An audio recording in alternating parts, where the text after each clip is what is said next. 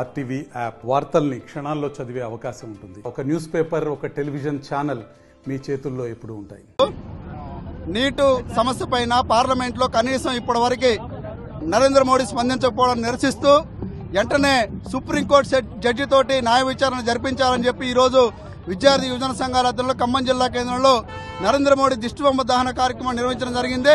ఈ దహన కార్యక్రమాన్ని కనీసం పోలీసులు దీన్ని దిష్టిబొమ్మ దహనం చేయొద్దని చెప్పేసి దాన్ని భగ్నం చేయాలని చెప్పేసి చూస్తా ఉన్నారు. ఈ రోజు ఇది ప్రజాస్వామ్య దేశం.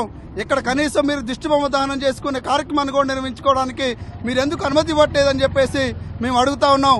తక్షణమే ఈ రోజు కేవలం మీరు దీన్ని సిబిఐకి అప్పచెప్పి ఈ నీటిని మీరు పక్కదారి పట్టించాలని చెప్పి కుట్ర చేస్తా ఉన్నారు. దీంట్లో బీజేపీ నాయకులు చాలా మంది కోట్ల రూపాయలు దండుకొని ఈ రోజు వాళ్ళు దోచుకున్నారు. కాబట్టి ఆ దోపిడీ మొత్తం బయటపడిద్దని చెప్పేసి మోడీ జేబు సంస్థ అయినా సిబిఐకి అప్పచెప్పడాన్ని మేము ఖచ్చితంగా నిరసిస్తా ఉన్నాం. సిబిఐకి అప్పచెప్పడం కాదు, తక్షణమే సుప్రీంకోర్టు జడ్జితోటి, సిట్టింగ్ జడ్జితోటి న్యాయ విచారణ జరిపించాలని చెప్పి మేము డిమాండ్ చేస్తా ఉన్నాం. నీటు ఎన్టీఏని వెంటనే రద్దు చేయాలని చెప్పేసి మేము డిమాండ్ చేస్తా ఉన్నాం. లేని పక్షంలో ఈ ఉద్యమం దేశవ్యాప్తంగా ఉధృతం అవుతుందని చెప్పి, ఉధృతంగా నిర్వహిస్తామని చెప్పి ఈ సందర్భంగా హెచ్చరిస్తా ఉన్నాం.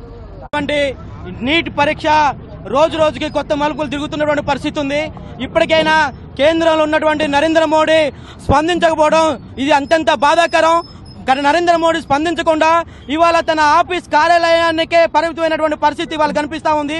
దేశవ్యాప్తంగా 23 లక్షల మంది విద్యార్థులు నీట్ పరీక్ష రాసినటువంటి నీట్ పరీక్ష కనీసం సక్రమైనటువంటి మార్గంలో నిర్వహించకుండా ఈ పరీక్ష బీహారు, గుజరాత్, తర్వాత హర్యానా రాష్ట్రంలో విపరీతంగా లీకేజ్ చేసి ఒక పేపర్ 30 లక్షల రూపాయల చొప్పున అమ్ముకున్నటువంటి పరిస్థితి ఇవాళ ఈ దేశంలో కనిపిస్తుంది.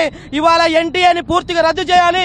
ఇవాళ ఎన్టీఏ తరఫున ఎన్టీఏ ద్వారా నిర్వహించినటువంటి ప్రతి పరీక్ష కూడా ఇవాళ దేశంలో 72 పరీక్షలు ఇవాళ లీకేజ్ అయినటువంటి పరిస్థితి ఉంది.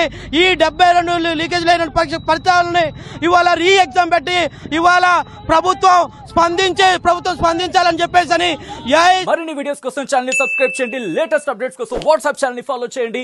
అండ్ లింక్ డిస్క్రిప్షన్ లో ఉంది.